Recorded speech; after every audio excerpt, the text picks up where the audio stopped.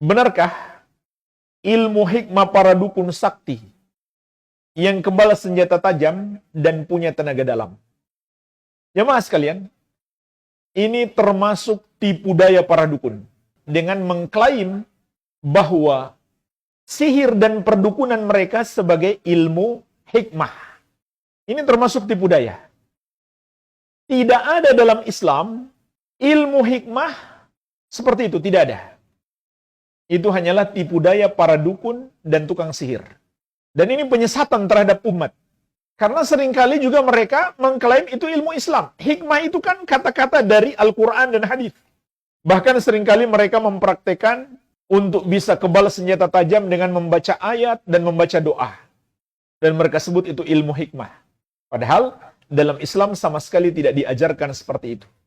Memang betul hikmah dalam Al-Quran dan hadis ada bermacam makna.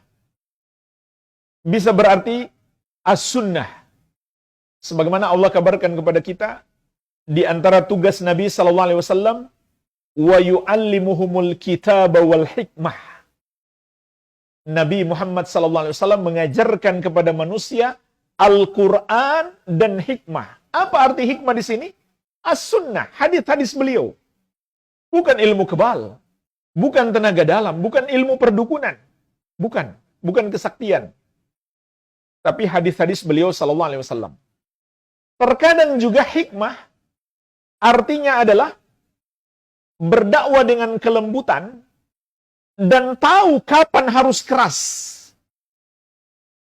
Enggak semuanya keras, enggak semuanya lembut juga. Tapi hukum asalnya dakwah itu lembut. Tapi ada saatnya keras. Ketika maslahat menuntut untuk itu dan tidak dikhawatirkan mudarat lebih besar. Sebagaimana firman Allah, ud'u ila sabili rabbika bil hikmati wal mau'izatil hasanati wajadilhum billati hiya ahsan. Ajaklah ke jalan Rabbmu dengan hikmah, berdakwahlah dengan hikmah dan dengan nasihat yang baik dan debatlah dengan cara yang terbaik. Ini makna-makna hikmah dalam Al-Quran. Tidak ada satupun memiliki makna ilmu kesaktian seperti yang diklaim oleh para dukun. Ini termasuk tipu daya para dukun di masa ini. Ditambah lagi, mereka membacakan Al-Quran dan doa-doa. Ini juga penyelewengan ayat. Itulah sebabnya, mengapa setan mau bantu mereka supaya punya ilmu kebal.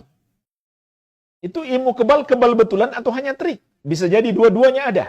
Mungkin itu hanya trik, dan mungkin itu kebal beneran. Kok bisa kebal beneran? Dia dibantu oleh setan.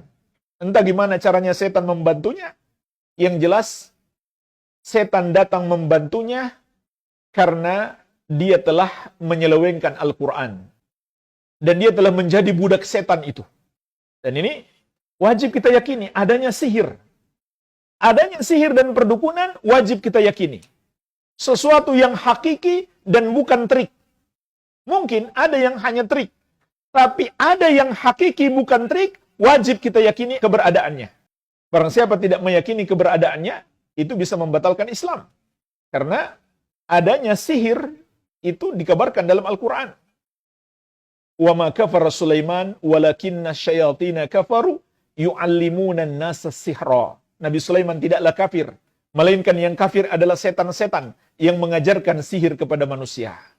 Wa min syarrin naffatsati fil 'uqad. Kita minta perlindungan kepada Allah dari para wanita tukang sihir yang meniup di buhul-buhul. Para wanita tukang sihir itu nggak sedang melakukan trik.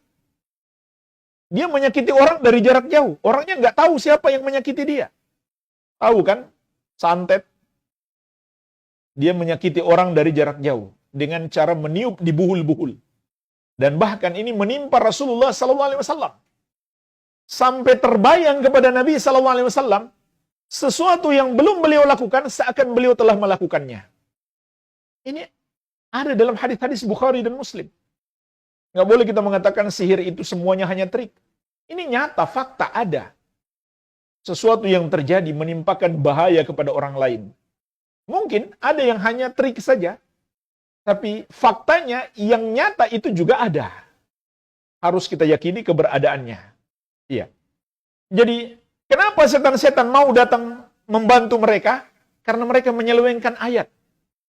Ayat-ayat dipakai untuk mendapatkan ilmu kebal. Membacakan ayat sambil teriak-teriak.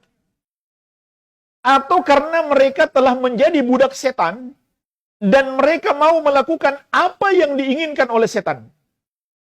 Seperti berdoa kepada setan atau berdoa kepada selain Allah. Mereka berdoa kepada para wali, misalkan ya Syekh Abdul Qadir Jailani, atau berdoa kepada Rasulullah, ya Rasulullah, tolonglah aku. Ini syirik, ini yang diinginkan oleh setan.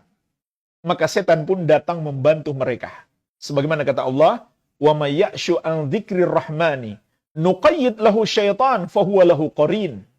Barang siapa yang berpaling dari pengajaran Allah yang Maha Penyayang, maka kami adakan baginya setan, sehingga setan itu yang selalu menjadi temannya. Juga firman Allah Subhanahu wa taala, hal unabbiukum ala man tanazzalu syayatin tanazzalu ala kulli affakin athim yulquna sam'a wa aktsaruhum kadzibun. Maukah kamu aku kabarkan kepada siapa setan-setan itu turun? Setan-setan itu turun pada setiap pendusta lagi banyak dosa. Inilah sifat para dukun. Setan-setan itu menyampaikan kepada mereka berita yang mereka curi dari langit. Dan kebanyakan mereka adalah para pendusta, kata Allah.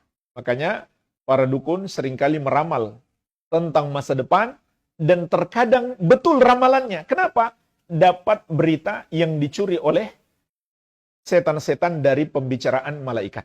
Nah, lihatlah ayat ini jemaah sekalian, kepada siapa setan-setan itu turun?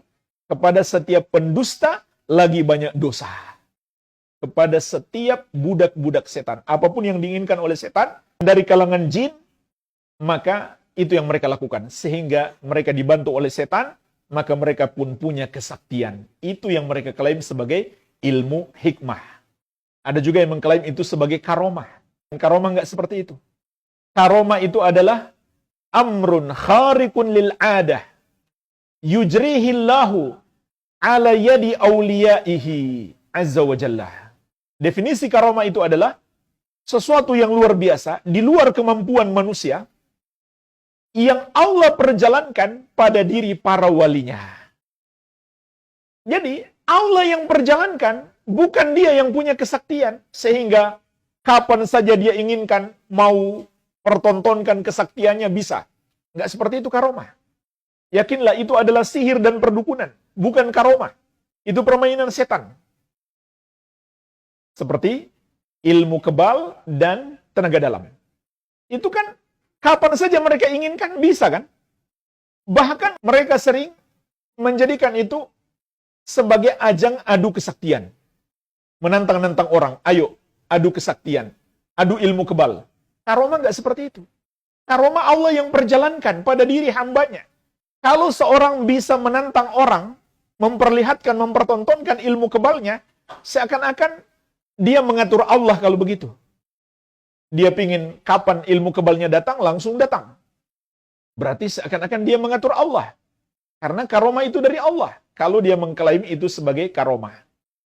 Dan juga karomah itu diberikan pada wali Allah. Sedangkan dukun adalah wali setan. Hati-hati, ini termasuk tipu daya para dukun. Dan jemaah sekalian, kalau seandainya ilmu kebal atau tenaga dalam itu dari ajaran Islam, tentu Rasulullah SAW dan para sahabat telah mendahului kita melakukannya. Nggak mungkin kita mendahului mereka kalau itu suatu amal yang baik. Faktanya tidak demikian. Rasulullah SAW seorang nabi sekalipun yang lebih tinggi daripada wali.